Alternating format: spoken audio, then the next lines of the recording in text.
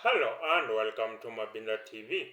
This is home of Compassionate Conservatism, where we advocate for a fine balance, a sweet spot between individual creative genius excellence, as supported by capitalism, and society excellence, as supported by equality of opportunity. So, in essence, we are calling for capitalism with a human first, that is, capitalism with a human first. So, for now, I'll start with Africa perspective. So, in Africa perspective, I'm asking what will it take to end poverty in Africa? That is, what will it take to end poverty in Africa? So right now, Africa is home to 75% of the poorest countries in the world.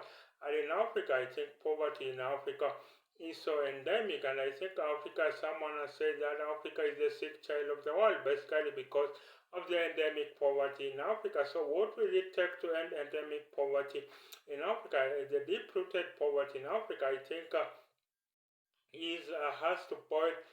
First of all, there are two things. First of all, there are those who argue it is Africans themselves who cause poverty, and of course, there are those who argue Afro-optimists say it is Afro-pessimists say it is Africans themselves who cause poverty, and then the Afro-optimists say it is the outside factors that lead to poverty in Africa. Of course, in the 1950s, it was thought that Africa will be the one to develop first because of the immense mineral resources that Africa has. It was thought that Africa would be the one to develop first ahead of Asia, but that did not happen.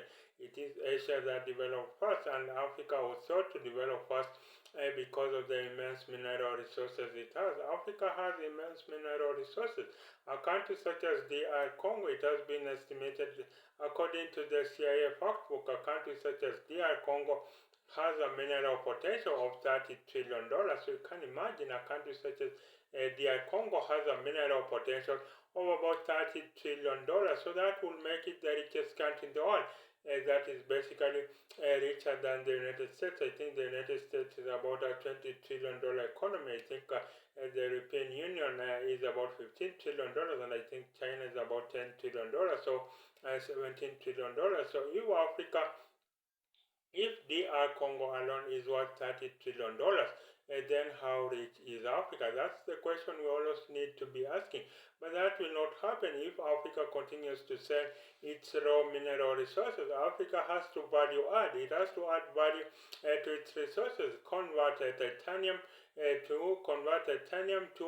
aeroplane parts. Convert coltan to computers and laptops.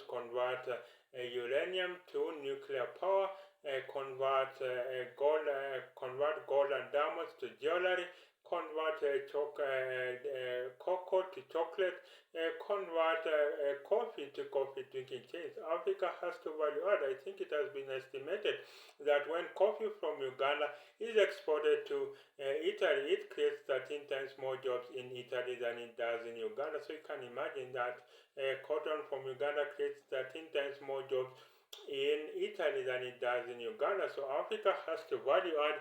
It has to be at the absolute bleeding edge. Africa has to really be at the absolute bleeding edge of innovation. And if Africa does not value add, and then you can expect that Africa will indeed be poor. So we need to value add our mineral resources. And I think someone said that what Africa lacks is not even. Someone said that what Africa lacks is not even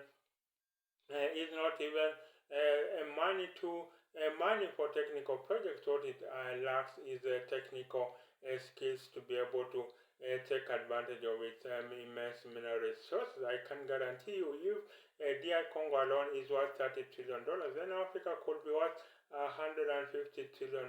If its mineral potential is exploited, Africa could be worth $150 trillion or $200 trillion, and I think in that case, then Africa has to value add, and I think that goes hand in hand with fixing the leadership in Africa. And I think if the leadership in Africa is fixed, then you can expect that Africa will be able to solve its toughest challenges. And I think if Africa solves its toughest challenges, then you can expect that poverty, if China eliminated poverty, lifted 500 million people out of poverty in just in a record 25 years. If Singapore moved from third world to first world in a record 25 years in a generation, then Africa, with immense mineral resources and a focused leadership, then I think it could eliminate poverty within a generation. I don't think it's even 2 or 3 generations. I think if Africa eliminated poverty,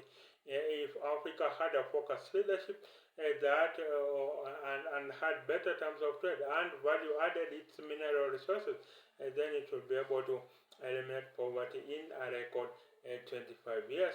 Then we go to Remaking America, and in Remaking America, I'm asking, what is the future of conservative punditry? What is the future of conservative punditry? So you have a very a station such as Fox News, which has does not do news, but it has conservative punditry. It has punditry, and I think the person who has defined punditry for the most part right now in America is basically Donald Trump. So it's a bit of a chicken and egg issue, whether it is Donald Trump that fuels punditry or whether it is punditry that fuels Donald Trump. So basically Donald Trump has been able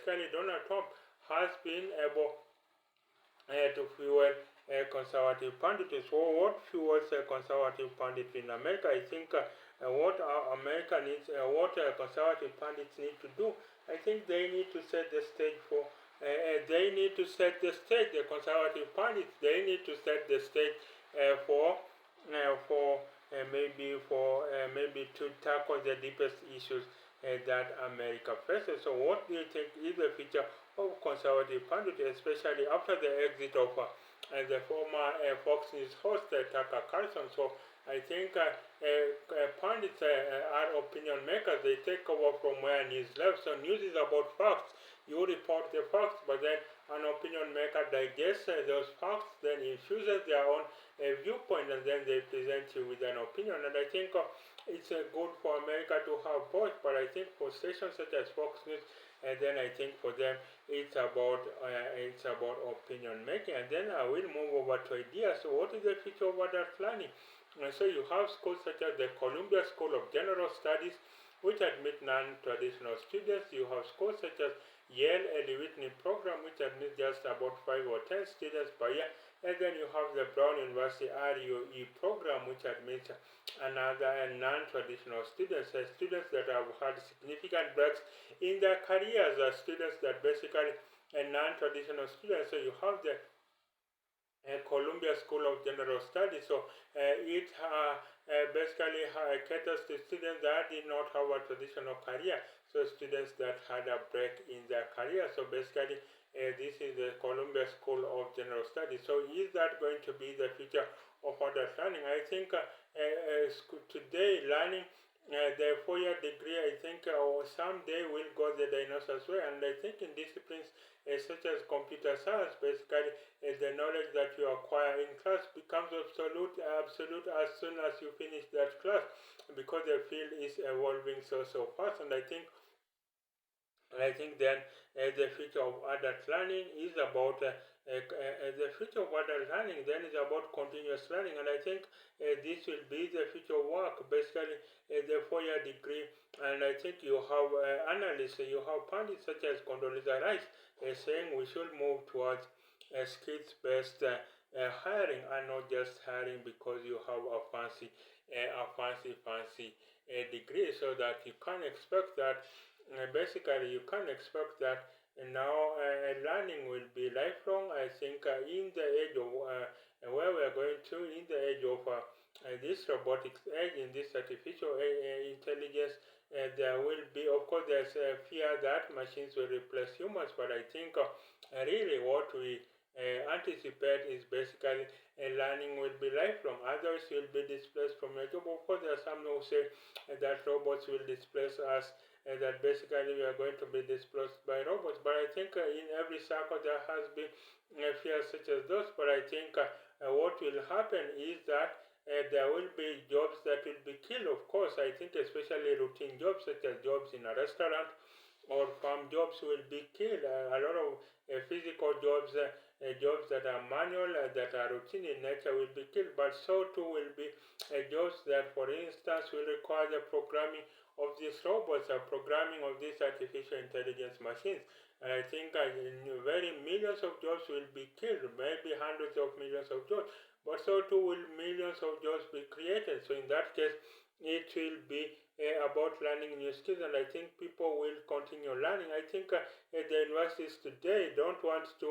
I think the university of the future will be the university that opens its doors, admits non-traditional students, admits workers to learn new skills. I think that aspect that you acquire a degree and then it defines you for the rest of your life, I think that aspect is going to disappear, and now you're going to get a degree that basically will basically define that basically now is when you start the real learning process. And I think American colleges have a hint of this. They define their exit ceremony as commencement. Basically, you are leaving, you are starting a new set of life. Whereas I think the British-based universities define the universities as basically a graduation, where it is an exit point. So I think learning will be lifelong. Learning will be about acquiring new skills, and I think as soon as you finish your degree, that degree will be obsolete. So basically, you will need to be able to learn new skills all the time, and I think that is the way that basically learning will be lifelong. And I think schools such as Columbia School of General Studies, and then you have the Yale Early Whitney program, and then you have Brown RUE program. So these are just some of the colleges that basically admit non-traditional students, but I think there will be more in the process, and I think these schools admit non-traditional students, but I think for Columbia School of General Studies, it has been accused that it doesn't present its data to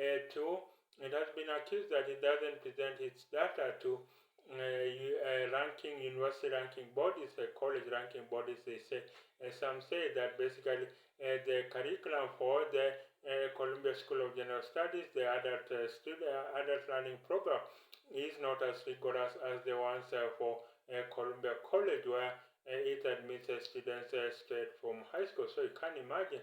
And I think Columbia University disputes this. It says that basically Columbia School of General Studies is about giving non-traditional students, maybe veterans, maybe students who had a break in their careers. It's about giving them an opportunity to advance in their life. So that's it. Then I will move over to Heart and Soul. So in Heart and Soul, I'm asking, what does it take to be the salt of the world? That is, what does it take to be the salt of the world? So basically, Christians are called upon to impact the world. Christians are called upon to be the salt of the world. So what does it take? I think it's about having impact. You cannot be impactful in the world if you are that candle that is put under the table, or you must be that city in the hill, that city that is shines in the hill, that city that shines in the hill. You must be able. When salt loses its taste, it is no longer of impact. And I think for Christians, then I think it is a calling by the Bible that we have to have an impact. We have to be at the absolute best so that we can make an impact in this world. And I think you have people who see basically who see light, whereas everyone else sees darkness. And I think when we are impactful, then we are told to be really the salt of the world. And I think that is how the world changes. I think that is how we become the salt of the world. So how do you think Christians should be impactful in this world? So that basically I have been looking at Africa perspectives, or I have been looking at how do we end poverty in Africa. Then in the Making America, what is the future of conservative punditry? Should we go the opinion way, or should we go the news way? Should we go the opinion way, or should we go the news way? And then, of course, in ideas, I have been looking at the future of adult learning with schools such as Columbia School of General Studies, Yale Early Whitney program, and of course, Brown RUE program, and then, of course, in Heart and Soul, I'm looking at how Christians should be the salt of the world. That is, how should Christians be the salt of the world? So, and that has been a brief look at those issues. For now, this has been Mabinda TV. And this is home of compassionate conservatism, in which you advocate for a fine balance, a sweet spot between individual creative genius excellence as supported by capitalism and society excellence as supported by equality of opportunity. So in essence, we are calling for capitalism with a human first, that is capitalism with a human first.